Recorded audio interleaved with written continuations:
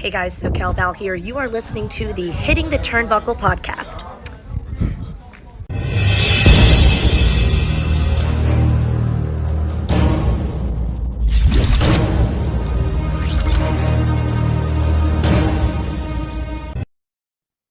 Good evening, everybody. Welcome back to another Buckle Up edition of the Hitting the Turnbuckle podcast. I am your host, Adam Cousins, and tonight we have another guest that's appearing at Buckle Up. Not the first time, not the first rodeo she's appeared at Ignite. I was there at the bitter end where, slightly controversially, she wasn't successful. But hopefully this time, all will be changed as she takes on the powerhouse that is Artemis. But good evening, Aluna Blue.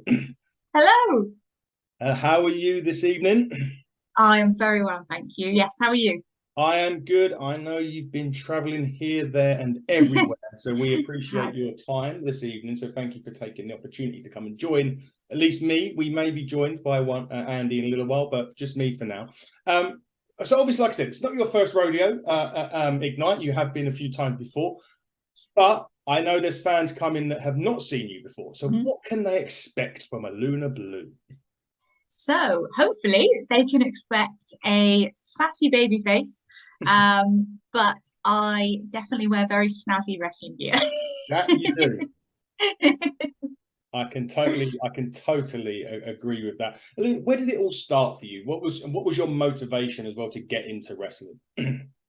So for me, I have a slightly different wrestling background compared to kind of a lot of wrestling trainees, because I didn't actually watch wrestling growing up. I didn't know anything really about it. WWE didn't exist in my house. I didn't watch it. I didn't play any of the video games. So my introduction to wrestling wasn't the kind of TV sports entertainment side. It was the kind of live independent wrestling shows. And I went to my first kind of live indie show and just fell in love with it just because it was something to do on a Saturday night, like in my local community centre.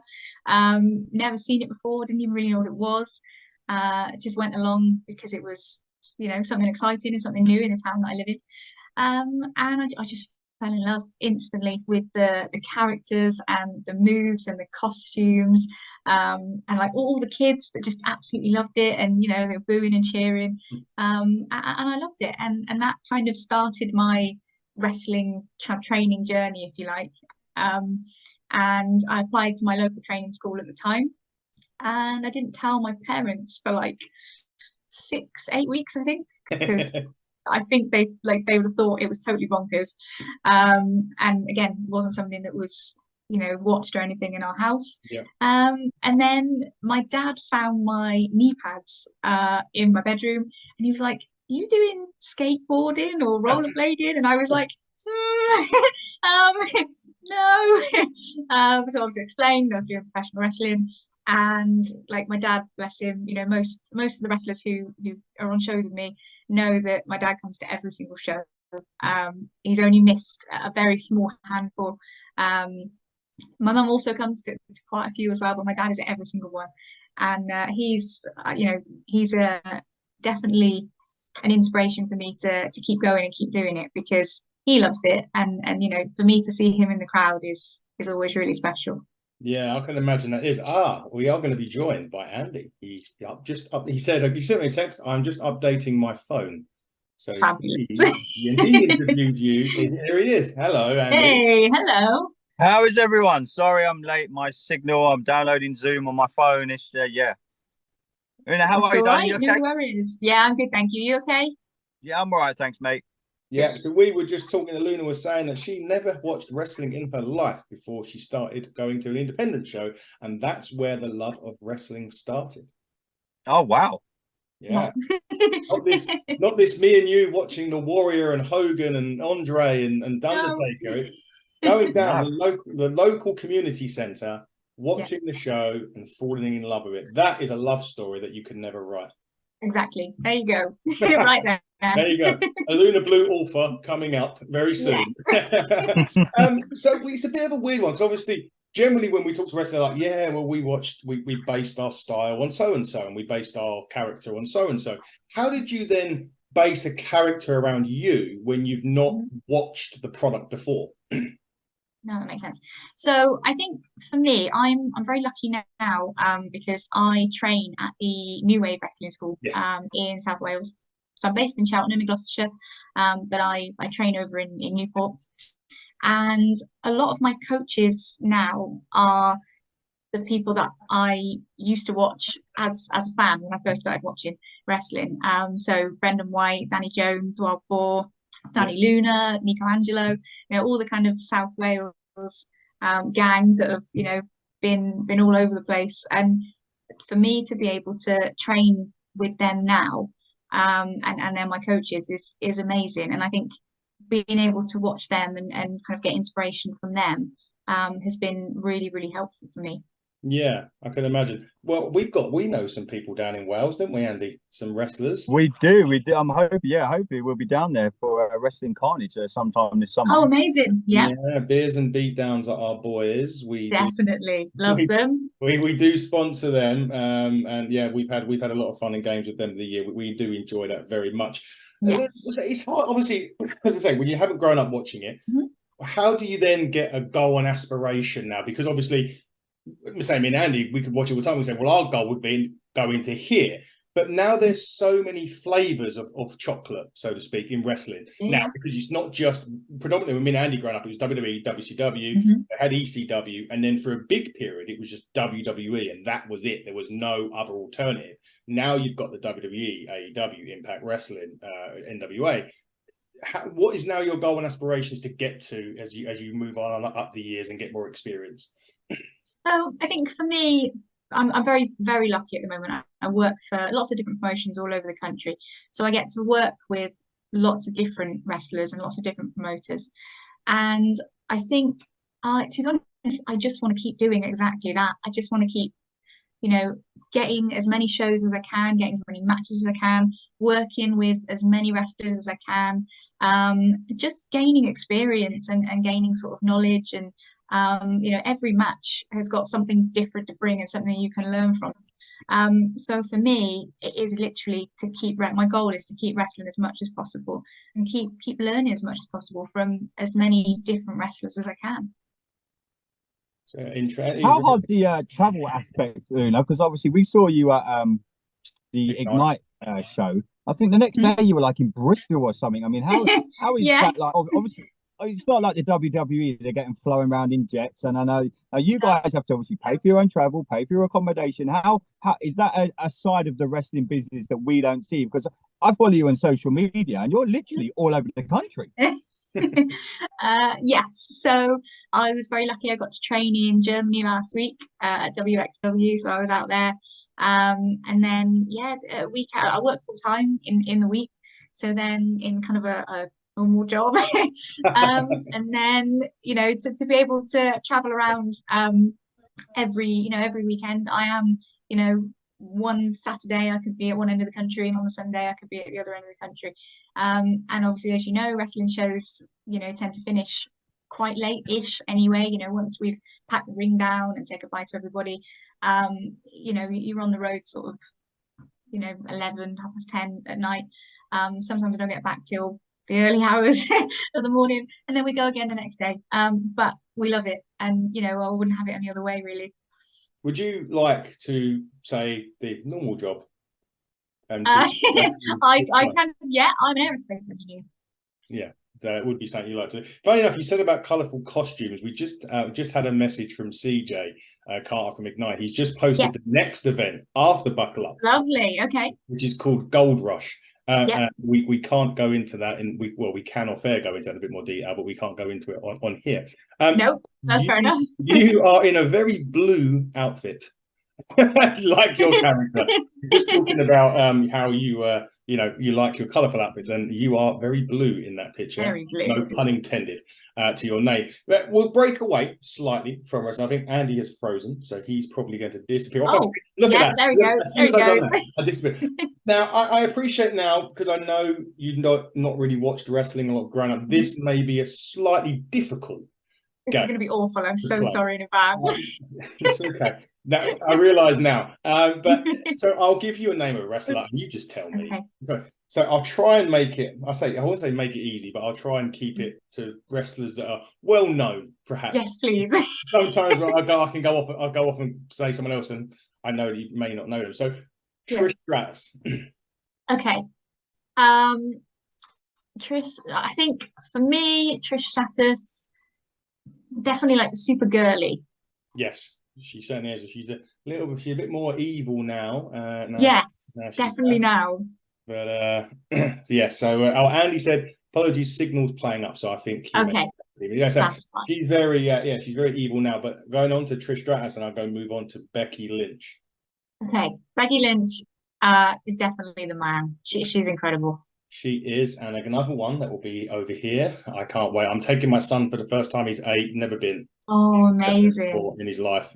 He's got the headphones because stupidly I booked floor seats, not realizing that they've changed the way that they position the ring and the entrance way. So we're going to be quite near the pyrotechnics, which will be hilarious. Right. Earphones needed. Yeah. Yeah. So Becky Lynch, the man. Yeah, I definitely think there's no doubt about that. How about Lita? I actually had gear recently that someone called my Lita gear. So for me, it's the kind of arms with the the netting on. Get it? Yeah. I get what you mean. Yeah, she come back again. She's back recently. I think she's back off for a while now. But we'll try a bit more of a prominent name in wrestling, and we'll go Rhea Ripley. Rhea Ripley. She's a legend, isn't she? Really, she's just the coolest. I think she's got to be one of the coolest female wrestlers on the planet at the moment. She is mammy now. Yes, she is indeed.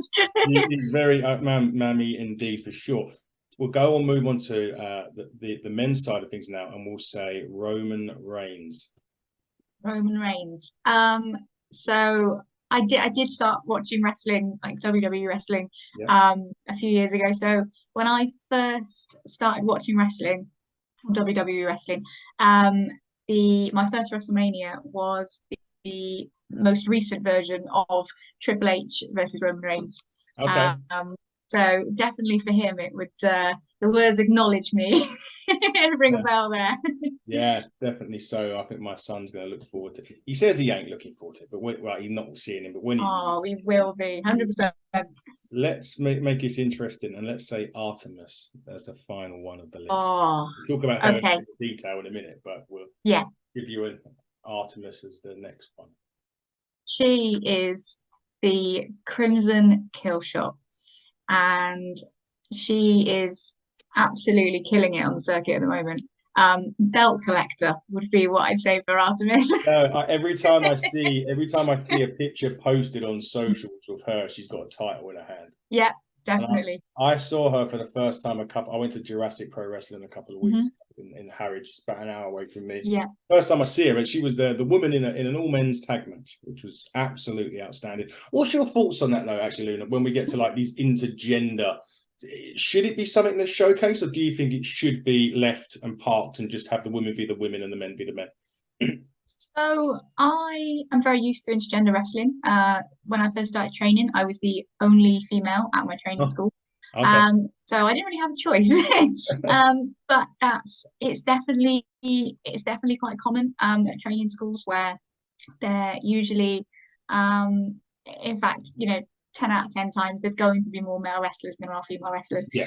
So we, as female wrestlers, we learn to wrestle with the guys, and you get quite comfortable doing that quite quickly. Yeah. I love intergender matches. I'll happily wrestle anybody of any gender, and intergender wrestling is one of my favorite things to do. Cool, that's good. I like that. I do like that. I think it's a bit marmitey, isn't it, on those people? It is. There are some promotions that don't like putting it on, and I totally respect that. The fans, sometimes the fans aren't keen on that type of match, but if there is an intergender match on the card, it does usually go down quite well. Yeah, exactly. It did go down well with Jurassic at the end. Good. Well, not at the end, it didn't, because there was a turn at the end, and oh no. There was a tag team that had been together 5 years, and one turned on his partner, and do you know what? Oh God, what a nightmare. I've been to shows, obviously independent shows, and I've never seen it. I mean, this was the end, so obviously it didn't send the crowd home happy, and it was one of those ones where there was a hush, There was hate. Oh dear. I've got a reel of it. I I can posted. feel that. I think I don't know if you've met them before, the lads. Oh. I don't know if you've met or come across the lads, Ben and Yes. Alex. Yeah, I've been on the Ben turned on Alex at the end of the show. Oh wow. And it didn't go down too well. I'm not surprised. And they're having their blow off in August. Okay. For the show, so that should be interesting. Couple of random questions for you now. So again, I appreciate you've not watched wrestling growing up. So this may be slightly, might get some interesting answers actually. But if you could wrestle in any arena in say America or Japan, where would it be and why? I think I was very lucky enough to go to the WrestleMania when it was in New York, New Jersey, and we saw a New Japan show in Madison Square Gardens, and that arena was just electric. It was incredible. It was the most atmospheric venue I think I've ever been in. So it would definitely be Madison Square Gardens. I love the arena. I don't like the surrounding area.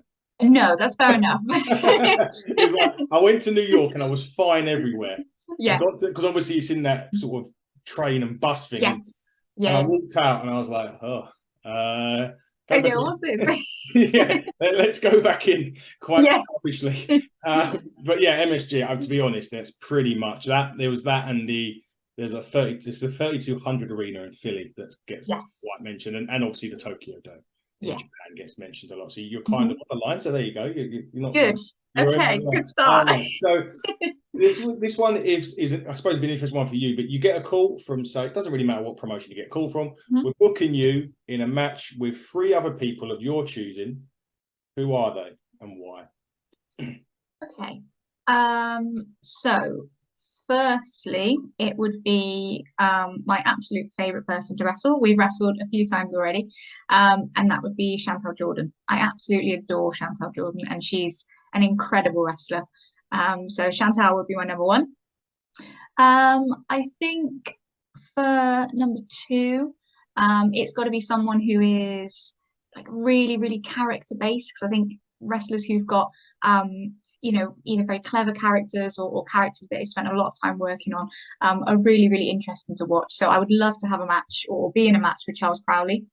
You can see him. You can see his entrance. Exactly. He's just, his characterization is on another level. So definitely Charles Crowley. Somebody else that I would really, really love to wrestle, again, would be Millie McKenzie. We've worked recently for the first time, and the more that you wrestle somebody, you get to sort of know how they work, and the match becomes more interesting, and it becomes more interesting for the fans. So Millie would definitely be somebody that would be in that match. I'd love to work her again. That was Black Country, wasn't it? That was Black Country. Yes, it was. One of our co-hosts, Dave Robinson, lives up that way. Yes. He went to see the match. He was there. Amazing! Yeah, we're working on something with Millie as well as the podcast. We're working on something with Millie going forward, so hopefully we can put that out there soon. But we're just waiting to, the usual bits and pieces to be sorted out before we can officially. Yes, of course. Millie's a great girl. We've had her on before. She was brilliant. So there's your 3. So Charles Crowley. I can't wait. I've seen clips. Oh, you've never seen him live? Never. I can't. No. Wow. Okay, no. You're in for a treat. I am in for a treat at Buckle Up. We're trying to get him on beforehand, but I know his schedule's absolutely outrageous, so we're trying to try and get him on. But anyway, again, could be an interesting one, obviously, because if you've not watched wrestling before up until recently. What's your favorite entrance music? Oh, my favorite entrance music.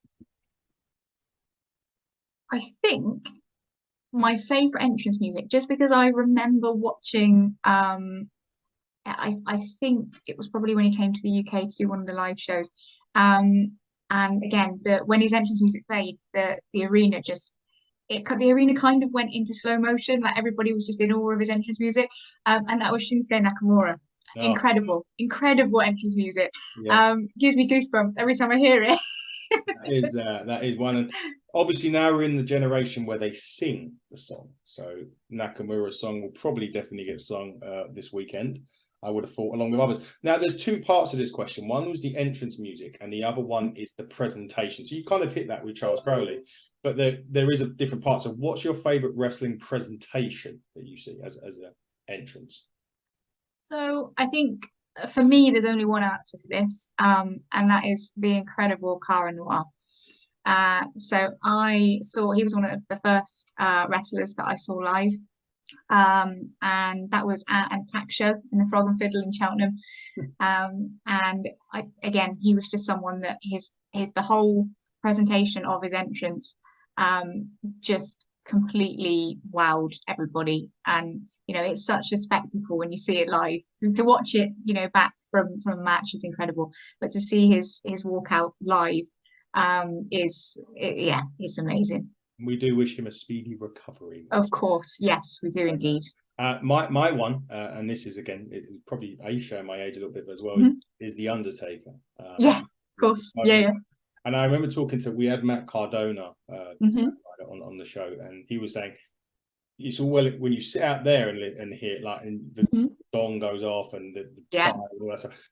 He went, try being in the ring, watching him come out from there. He was like, there is no terrifying. He said there is no feeling in the world that you can't put a price on standing in opposite of the ring and seeing this big, nearly 6. Wow. And he obviously is not the quickest as well. So his entrance takes about 10 minutes. Yeah. Like, you are standing there, but he said you just kind of freeze. Yeah. And I can vouch for that, because I've had the pleasure of meeting Undertaker twice. The first time, nervous as anything. This is the only wrestler I've waited in a queue for, and as I got closer to meet him, I've got more nervous. I just didn't. Oh wow! You always think, I'm going to say this, I'm going to say that, and you just freeze. I didn't talk to him, but it was it was one of those things. But the second time I met him was really cool. It was my mum's before she retired down to Cornwall. Literally the day before she moved, Undertaker was doing an inside the ropes thing in London. Oh wow! So her and her things were Shawn Michaels and the Undertaker. So I took her to see Shawn Michaels at another Inside the Rope show. She met Shawn, and now she had, just before she went and moved over to Cornwall, was meeting the Undertaker. So yeah, and she was like, "Oh, he's big." I was like, "No, yes, he is. He's slightly big." What's your favourite pay-per-view to watch? So if you had to sit there, don't necessarily particularly a year, but just pay-per-view, what is it? So I really enjoy the NXT War Games pay-per-view. Oh, yes. Got the 2 rings. I love that. That it's so different. The first time I saw it, I was like, "What is this? How are they going to do this?" But I think War Games is definitely my my favorite pay-per-view to watch, just because of how bonkers it gets with the 2 rings. It is, and actually. And I'm going to again show my age here. That happened many, many years ago in WCW. Probably in the 80s. I would have thought. I was born in '84, but I'm sure I'm sure they'd done War Games prior to me being born. But I remember it. So when I knew they were bringing it back, okay, this is going to be cool. My favourite's the Royal Rumble. Of course. It's the bucket list that I'm ticking off in January. So I've never amazing. 5 WrestleManias done. Yeah. The Royal Rumble, I've done SummerSlam in '92 when they brought it over here. But this Royal Rumble, my other half said, "What do you want to do for your 40th?" And I was like, "Well, my 40th's in June, but the Rumble's in January, and we can't. We're not going to change the date." So, we'll go there for 4 days, and I'll get to do that, and I never have to go to America again. Although Andy is trying to convince me to go WrestleMania in Philadelphia, which I'm going. Are you? Yeah, I am going. Yeah, it's one of my very good friends, Rye Stevens from the tag team GL2. It's his 30th next year. So, and I said to him, I was like, "What do you want to do?" And he said, "I want to go to Mania." I was like, "Yeah, okay, we'll go." I will honestly tell you, if you've never been to WrestleMania before, the first thing I done, and my first WrestleMania was 21 that I went to. So we're talking 17 years ago, or 18 years ago. And the first thing I did when I got there was just looked around, and you know when you feel like you've made it moment. Yeah. Like, I'm not a wrestler, I'm not competing, but obviously the stage and how they do it, and you're like. Yeah, I just sat there and was like, I looked around and I was like, "Yeah, I made it." It's like, this is I it. never have to wrestle. Happy now. Yeah, I was really happy. Let's move on to Buckle Up. Let's end this and let's start talking about Artemis in a bit more detail now. Like I said, your last effort at the bitter end was very controversial. You deserve a rematch, by the way, with that. I was absolutely fuming after that match. I was not a happy bunny. That baseball bat hurts to start with. Thank you, Kira. Yeah, I was totally robbed of that win, and I would like a rematch, definitely. CJ. Yes, please. Heard it here first. I'm sure she told you, but you've heard it here first. Anyway, so we go into Buckle Up, and you go from one sort of powerhouse to another one. As you said, collector, physical force that is Artemis. You've got her. Take it away. What is she going to expect from you at Buckle Up? So, like I said, I was very unfortunately robbed of a win at the last show. So I need a win at Ignite now. And I think this show, I need to prove to Ignite that I have got what it takes to win. And I'm looking forward to stepping in the ring with Artemis because we've never wrestled before. It'll be a first time matchup. And she's very popular on the circuit, and she obviously made a fantastic debut when she wrestled there last. I'm also very popular at Ignite now, and I'm very, very lucky that the fans have really, really got behind me. We've just got to show each other what we can do. We do, and that is how we will wrap things up here. Aluna, thank you so much for coming on. Very appreciate it. As I say, your massively busy schedule. I will definitely see you at Buckle Up. Yes. Of course, it's my show. Well, we pay for the show, so it's our show. Yeah. In partnership with CJ and the team. So I'll be there, and the team will be there to see you as well. But guys, if you haven't got your tickets, please hurry up. They are limited. We've had to put extra seating out now. So now we've put extra seating out. It'd be ideal to sit down and buy the ticket. Yeah, absolutely. So we can break the attendance records, what we're trying to do. Yes. So, come on, guys. Let's do this. Don't take my word for it.